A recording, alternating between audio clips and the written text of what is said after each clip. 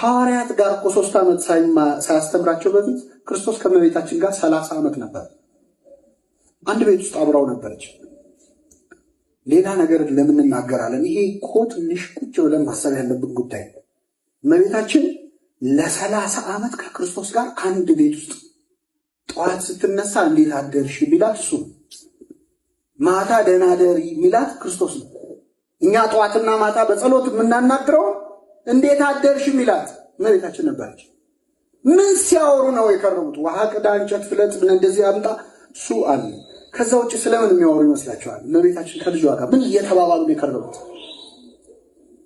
በጣም እኮ ብዙ የምትነግረን። ምን እያወራችለት ነበር? ምን እየነገረች? ሕፃኑ ነው። ምን ትተርክለት ነው? የቱን መጽሐፍ ቅዱስ ነው የምታነብለት? ትርጓሜውን ነግሯት ይሆን ክርስቶስ? እንዲህ ብላ ኦሪቱን ስትነግረው አንቺ ይሄ እኮ የኔ ምሳሌ ነው፣ ይሄ ደግሞ ያንቺ ነው ብሏት ይሆን? አናውቅም። አሁን ይሄን ልነግራችሁ አይደለም።